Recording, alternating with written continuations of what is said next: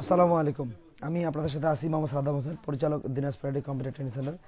দেখছিলাম আমাদের আজকের ধারাবাহিক ক্লাস, আমরা ধারাবাহিক ক্লাস চলাকালীন অবস্থায় আমাদের নেটওয়ার্ক চলে গেছে এবং আমাদের ইলেকট্রিসিটিও নাই, তাই আমরা বাকি ক্লাসটুকু রেকর্ডেড করছি এবং এই পরবর্তী সময় আমরা এটাকে আপলোড করে দেবো ইনশাআল্লাহ। আপনারা যারা এই মুহূর্তে আমাদের ভিডিওটি দেখছেন, আপনারা অবশ্যই এর পার্ট 1-2 দেখে নেবেন। আচ্ছা, তাহলে আমরা মার্জিনের কথা বলছিলাম যে আমরা যে কোনো মার্জিনকে আমরা কাস্টম করতে পারবো নাকি।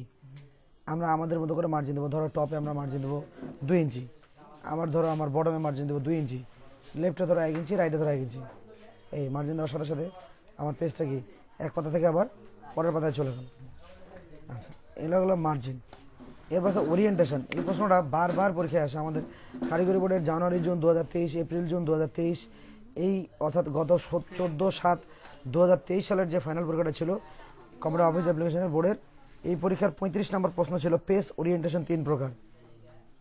এই যে ওরিয়েন্টেশন কটা দেখা যাচ্ছে? দুইটা, একটা হচ্ছে পোর্ট্রেট, একটা হচ্ছে ল্যান্ডস্কেপ। মানে খাড়াটা হলো পোর্ট্রেট, শোয়ানোটা হচ্ছে ল্যান্ডস্কেপ। এই যে পাতাটা শোয়ানো মানে ল্যান্ডস্কেপ। তাহলে আমাদের এই জানুয়ারি জুন এপ্রিল জুন 2023 সেশনে এই প্রশ্নটা আসছিল যে পেজ ওরিয়েন্টেশন সত্যন্ত হিসেবে 3 প্রকার। কয় প্রকার পেলাম আমরা? 2 প্রকার। গুড। আচ্ছা, এরপর আসে সাইজের প্রশ্ন। আমাদের 4টা পেপার সাইজ মুখস্থ রাখা ইমার্জেন্সি। পেপার সাইজগুলো লিখে নেব। A4 সাইজ প্রথমে লিখবো লেটার সাইজ। এটা জানুয়ারি জুন এপ্রিল জুন 2023 অর্থাৎ 14/7/2023 যে ফাইনাল পরীক্ষা ছিল বাংলাদেশ কারিগরি শিক্ষা বোর্ডের, তার 23 নম্বর প্রশ্ন ছিল A4 সাইজ কাগজের দৈর্ঘ্য কত ইঞ্চি, প্রস্থ কত ইঞ্চি। শূন্যস্থান পূরণ। তাহলে পেপার সাইজ লেটার পেপার 8.5 ইঞ্চি প্রস্থ, 11 ইঞ্চি দৈর্ঘ্য। রাত ওদের হাতে আমাদের একটা লিফলেট দিয়ে আসো।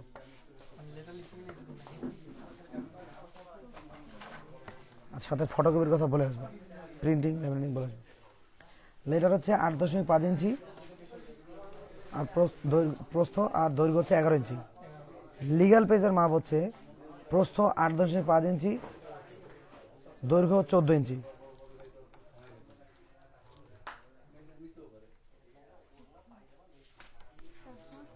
A4 সাইজ হচ্ছে প্রস্থ 8.27 ইঞ্চি বা 2.7 ইঞ্চি এবং দৈর্ঘ্য হচ্ছে 11.69 ইঞ্চি। A4 8.27 ইঞ্চি, আরে 8.27, 8.27 inch.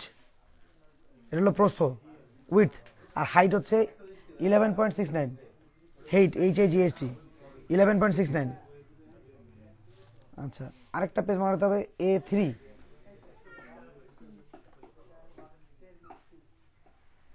A3 paper size, A3 paper size এখানে দেখা যাচ্ছে না। A3 পেপার সাইজ আমি বলে দিচ্ছি 11.69 হচ্ছে প্রস্থ, 11.69 এই হচ্ছে প্রস্থ। আর 15.54 মিস্টেক হচ্ছে 16.54 16 পয়েন্ট 15 পয়েন্ট না 16 পয়েন্ট 16.54 A3। এই 4টা হচ্ছে আমাদের পেপার সাইজ। এই 4টা পেপার সাইজ যদি কেউ মনে রাখে তাহলে অন্তত পরীক্ষায় একটা পেপার সাইজ কমন পাবে ইনশাল্লাহ। আচ্ছা, এবার যে কলাম কোনটা আমরা জানি, যেমন আমাদের পত্রিকাগুলোতে প্রতিবারই চাকরির পরীক্ষাগুলোতে আসে যে পত্রিকায়, জাতীয় পত্রিকায় কটা কলাম থাকে, পত্রিকা কটা কলাম থাকে, কলাম বুঝিতে নাকি? পত্রিকা লম্বা টাকা শাড়ি থেকে কটা শাড়ি থাকে, পত্রিকাটা বের করে দেখা দরকার। পত্রিকায় 6টা কলাম থাকে। এই যে আমরা 3টা কলাম এরকম 6টা কলাম থাকে পত্রিকায়। জাতীয় পত্রিকা কলাম থেকে 6টা। এই যে কলাম কয়টা নিতে পারবো, কলাম আপনি কয়টা নেবেন সেটা আমি কি করে বলবো? এটা তো ডিপেন্ড করবে আপনার পরীক্ষার উপর বা আপনার কাজের উপর। আপনি যখন কাজ করবেন তখন আপনি বুঝবেন কটা কলাম থাকে। কলাম কয়টা? 1 2 3 4 5 6 7 কি বাবা আজব কথা। 7টা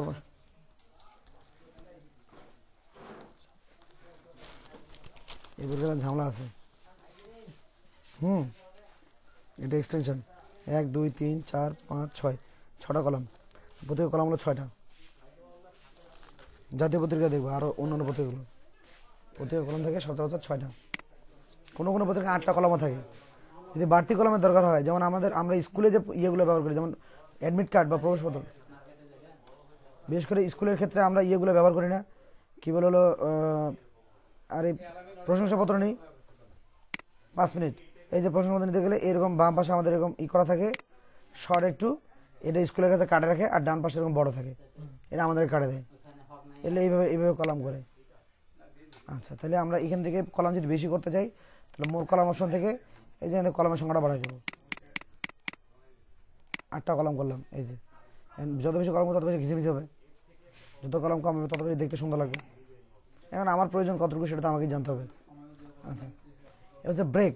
এই ব্রেকের ক্লাসটা আমরা এর আগে একবার করছিলাম, সেই ব্রেকটা ছিল পেজ ব্রেক। কোথায় করছিলাম? আমরা ইনসার্ট মেনুতে ক্লাসটা করছিলাম। এই যে আমাদের ইনসার্ট মেনুতে আমরা করছিলাম এই যে পেজ ব্রেক, ঠিক আছে। এবার আসে বেস ব্রেক। এটা কোন ব্রেক? এবার হলো কলাম ব্রেক। এই যে ব্রেক, পেজ ব্রেক এবং কলাম ব্রেক। এই কলাম ব্রেক, এই প্রশ্নটা এই জানুয়ারি জুন এপ্রিল জুন 2023 সালের চূড়ান্ত পরীক্ষা গত 14 তারিখে যে পরীক্ষাটা হলো, এই পরীক্ষার 6 নম্বর প্রশ্ন ছিল কলাম ব্রেক করার শর্টকাট কমান্ড কি। যেটা আমরা আমাদের কিবোর্ডে যখন শর্টকাট ক্লাসগুলো করছিলাম তখন আমরা পড়ছিলাম যে আমাদের কলাম ব্রেকের শর্টকাট কমান্ড কি। কলাম ব্রেকের শর্টকাট কমান্ড, কলাম ব্রেক করলে কি হয়, নতুন পাতা দেয়, আর কিবোর্ড থেকে করলে কন্ট্রোল ধরে ইন্টার, এই নতুন পাতা। তাহলে কলাম ব্রেকের শর্টকাট কমান্ড কি? Control plus inter. আচ্ছা, এবার লাইন নাম্বার, আমি কতগুলো লাইন এখানে ব্যবহার করলাম, সিলেকশন করে লাইন নাম্বার কন্টিনিউয়াস দিয়ে রাখলাম। কতগুলো লাইন এখানে সামনে, লাইনের সামনে আমাকে লাইন নাম্বার দেওয়া হচ্ছে, যেমন এখানে 42টা লাইন আছে। এখানে এই লাইন নাম্বারটা কখন আমাদের কাজে লাগে? এটা ট্রেনিং সেন্টারে আমাদের খুবই গুরুত্বপূর্ণ একটা টপিক। আমাদের স্টুডেন্টদেরকে আমরা প্রতিদিন অন্তত 100 লাইন লেখার একটা টার্গেট দিই, যে মিনিমাম একটা লাইন লিখে দিয়ে যে আপনাকে অন্তত 100টা লাইন লিখে এখানে উঠে যেতে হবে। কত 100 লাইন লিখতে কতক্ষণ সময় লাগতে পারে? অন্তত 1.5 থেকে 2 ঘন্টা স্টুডেন্টদের জন্য। কয়টা লাইন লিখছেন আপনি তো ওইটাতেই কথা না, কপি পেস্ট করে পাওয়ার কোনো উপায় নেই। তো কপি পেস্ট করতে তাতে এক লাইনেই কপি পেস্ট করা যায়, তাহলে লাভ কি? এর চেয়ে লাইন নাম্বার এখান থেকে একটাই কাজ লাগে, শুধু কন্টিনিউয়াস। আচ্ছা, যদি আপনি রিস্টার্ট ইজ পেজ করেন, যে প্রতি পেজ থেকে আমার লাইন নাম্বার শুরু হবে, এই নাম্বার এই পেজে কয়টা শেষ হয়েছে 33 শেষ, আবার এক থেকে শুরু। অথবা line number restart is section, প্রতি সেকশন থেকে শেষ শুরু হবে, যেমন এই সেকশন শেষ 7 পর্যন্ত দিয়ে একটা গ্যাপ, তারপরে 8 থেকে আবার একটা গ্যাপ, এবার চলছে সেকশন অনুযায়ী লাইন নাম্বার দিচ্ছে। তো লাইন নাম্বারটা, এখন লাইন নাম্বারটা কেন করি? লাইন নাম্বারটা হচ্ছে আমাদের এটা জানার জন্য যে আমি টোটাল এখানে কয়টা লাইন লিখলাম বা কয়টা লাইনের কাজ আমার চলছে। আচ্ছা, হাইফিনেশন আমাদের সরাসরি কোনো কাজ নাই। পেজ সেটআপের এখন আমাদের বিস্তারিত মেনু, যদি এখানে আমাদের একটা আলাদা মেনু দেওয়া আছে, এই মেনুটার পরবর্তী কাজগুলো আমরা একটু দেখবো। তার মধ্যে আমরা প্রথম একটা মার্জিনের কাজটা আমরা আগেই দেখছি, margin top bottom left right 4টা দেখছি। এখন হচ্ছে গাটার। গাটার কোনটা? গাটার হচ্ছে আমার এই যে মার্জিনটা দিচ্ছে, মার্জিন এটা কোন থেকে শুরু হচ্ছে? লেখা বাম পাশ থেকে শুরু হচ্ছে না, এইটাকে গাটার বলে। লেখা যেখানে শুরু হবে, যেমন এই লেখাটা কোথা থেকে শুরু হয়েছে, ঠিক এই যে আমার যেখানে স্কেল শুরু সেখান থেকে কিন্তু লেখাটা শুরু হয়েছে। এখন এই গাটার শূন্য চলে দেয়, গাটারটাকে বাড়ায় আমি ধরেন আমি 1 ইঞ্চি করে দিচ্ছি, এইখানে খেয়াল করেন লেখাটা শুরু হচ্ছে কোথা থেকে, এবার করলাম এই যে মার্জিন কিন্তু আমার 1 ইঞ্চি নেই, সরি 2 ইঞ্চি নেই, এটা বাড়তে কিন্তু গাটার একটা মার্জিন, এটা গাটার, যে এত মার্জিন থেকে শেষ, এত গাটার থেকে লেখা শুরু। মার্জিন কিন্তু আমার টপে 2 ইঞ্চি, কিন্তু আমার লেফটে কিন্তু 1 ইঞ্চি রয়ে গেছে। গাটার আমি দিচ্ছি 1.4 ইঞ্চি, এখানে গাটারটা সরে আসছে, অর্থাৎ মার্জিন থেকে আবার 1.4 ইঞ্চি। আচ্ছা, গাটার কোন দিকে হবে? যখন গাটার দিব, গাটারের পজিশন কি লেফটে নাকি টপে? আমার মার্জিন যা দেওয়া আছে, যেমন এখানে দেখো, এখানে মার্জিন, এই যে এখানে মার্জিন কত দেওয়া আছে দেখো 1 ইঞ্চি। মার্জিনের গা ঘেঁষে লেখা শুরু করছে না নাকি? তাই তো, এখন গা ঘেঁষে লেখা শুরু করবে না, গা থেকে একটু সরে লেখা শুরু করবে, সেটাকে গাটার বলে। এবার গাটারটাকে বাড়াচ্ছি, অল্প একটু বাড়াইলাম, এই যে এটা তো এখানে ছিল না, এটাতে 1 ইঞ্চি হবে। 1 ইঞ্চি কোথায় হবে? এটা যদি মার্জিনটা যদি আমার 1 ইঞ্চি সরে যায়, তো মার্জিন আমার এখানে যাবে না। এটা নর্মালি তো মার্জিন তো 1 ইঞ্চি তো নাকি, কিন্তু গাটারটা কোথায়? গাটারটা এই যে এখানে, বুঝা গেছে? এই যে দেখো, এই যে লেখাটা সরে গেছে, লেখাটা সরবে শুধু এরকম হবে আর কি। ওইখানে মার্জিনের 2টা দাগ যে আছে, এই 2টা তো আলাদা আলাদা ভাবে সরাইতে হয়, তো উপরেরটা কি কাজ করে, নিচেরটা কি কাজ করে? হ্যাঁ, 2টা আলাদা সরাই দেওয়া হয় না, নিয়ম হলো আলাদা সরালে আলাদা কাজ করানো যায়। যেমন ধরো এই পুরো লাইনে যদি সরাতে চাও, উপরেটা সরালে যেখানে সরাবা সেখানে পুরোটা এই লাইনটাই শুধু যাবে, শুধু মাথার লাইনটা, ঠিক আছে। আর যদি নিচেটা ধরে সরাও তাহলে পুরোটা সহজ হবে, ঠিক আছে। এবার বুঝে গেছে?